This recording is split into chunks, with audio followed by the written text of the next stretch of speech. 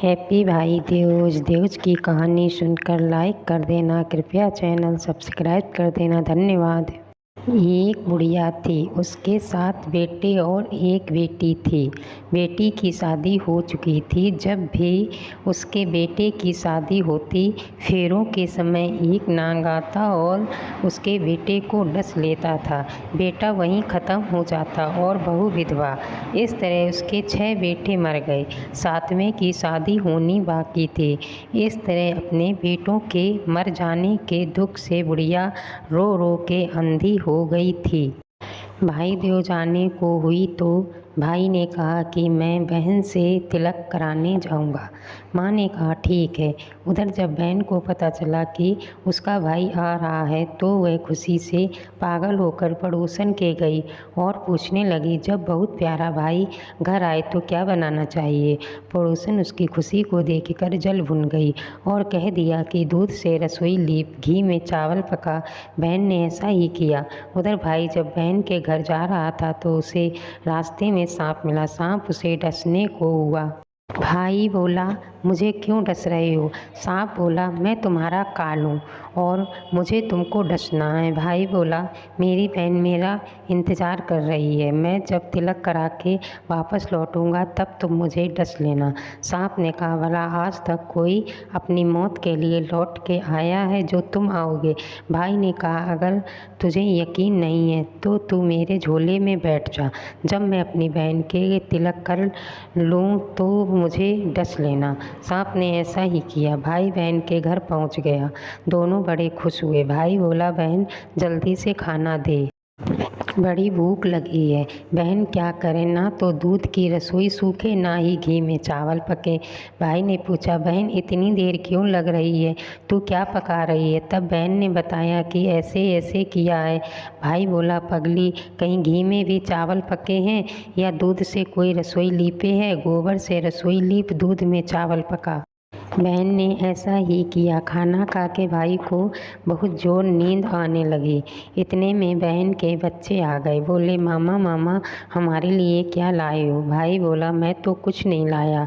बच्चों ने वह झोला ले लिया जिसमें सांप था। जैसे ही उसे खोला उसमें से हीरे का हार निकला। बहन ने कहा, भैया तुमने बताया नहीं कि तुम मेरे लिए इतना सुंदर हार लाए हो।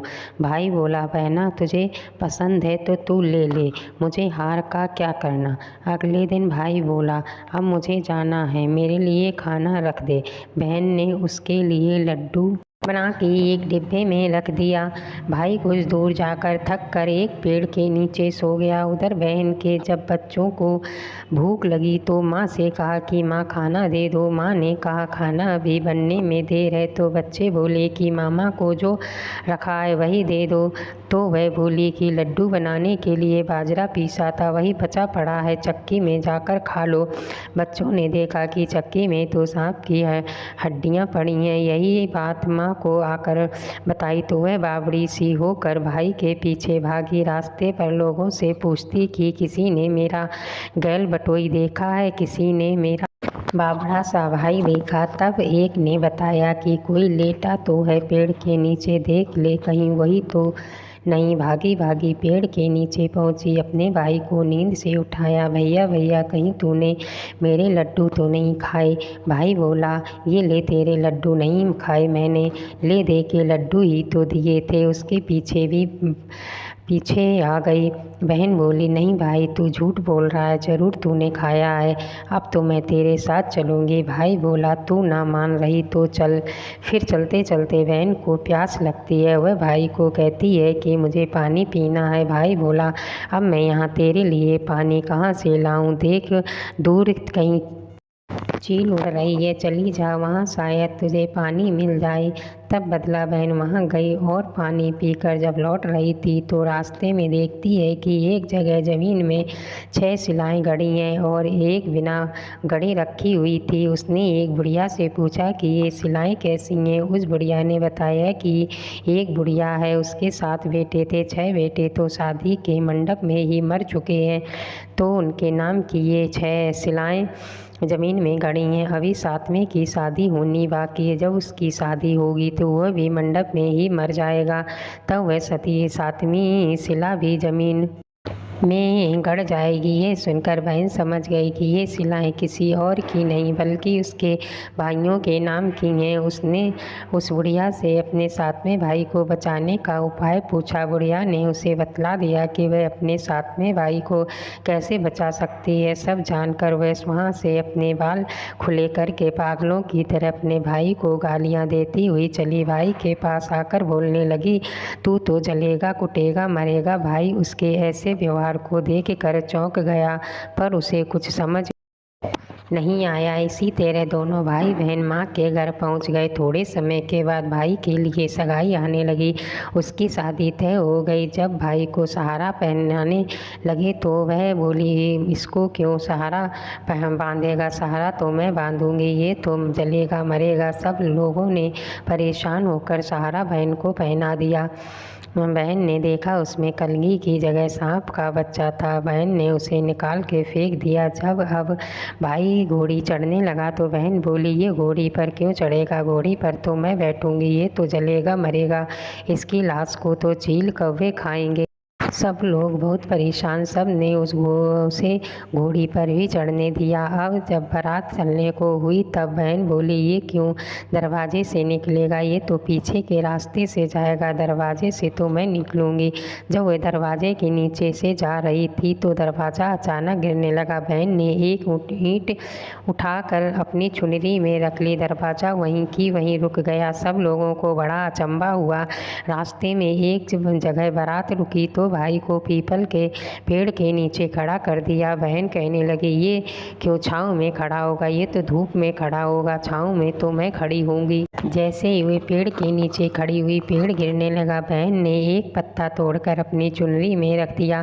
पेड़ वहीं की वहीं रुक गया। अब तो सबको विश्वास हो गया कि ये बावली कोई जादू टोना सीख कर आई है, जो बार बार अपने भाई की रक्षा कर रही है। ऐसे करते करते फेरों का समय आ गया। जब दुल्हन आई तो उसने दुल्हन के कान में कहा, अब तक तो मैंने तेरे पति को बचा लिया, अब तू ही अपने पति को और अपने साथ ही अपने मरे हुए जेठों को भी बचा सकती है। फेरों के समय एक नाग आया तो जैसे ही दूल्हे को रचने को हुआ, दुल्हन ने उसे एक लोटे में भर के ऊपर से प्लेट से बंद कर दिया। थोड़ी देर बाद नागिन लहर लहर करती आई, दुल्हन से बोली, तू मेरा पति छोड़। दुल्हन बोली, पहले तू मेरे पति छोड़। नागिन ने कहा, ठीक है, मैंने तेरा पति छोड़ा। दुल्हन ऐसे नहीं पहले 3-4 बोल। नागिन ने 3 बार बोला, फिर बोली, अब तेरे पति को छोड़। दुल्हन बोली, एक मेरे पति से क्या होगा? हमने बोलने के लिए जेठ भी तो खोना चाहिए, एक जेठ भी छोड़। जेठ से लड़ाई हो गई तो एक और जेठ छोड़, वो विदेश चला गया तो तीसरा जेठ भी छोड़। इस तरह एक एक करके दुल्हन ने अपने 6 जेठ जीवित करा लिए। उधर रो रो के बुढ़िया का बुरा हाल था कि अब मेरा 7वां बेटा भी बाकी बेटों की तरह मर जाएगा।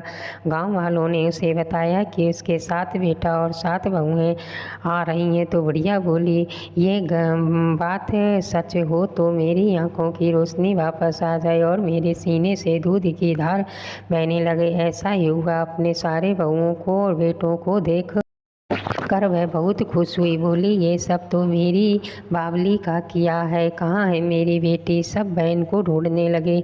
देखा तो वह भूसे की कोठरी में सो रही थी। जब उसे पता चला कि उसका भाई सही सलामत है तो वह अपने घर को चली। उसके पीछे पीछे सारी लक्ष्मी भी जाने लगी। बुढ़िया ने कहा, मैं बेटी पीछे मुड़ के देख, तू सारी लक्ष्मी ले जाएगी तो मैं तेरे भाई भाभी क्या खाएंगे? तब बहन ने मुँह पीछे मुड़ के देखा और कहा, जो माँ अपने हाथों से दिया वो मेरे साथ चल, बाद बाकी का भाई भाभी के पास रहे। इस तरह एक बहन ने अपने भाई की रक्षा की। भाई देवच की कहानी सुनकर लाइक कर देना, कृपया चैनल सब्सक्राइब कर देना। धन्यवाद।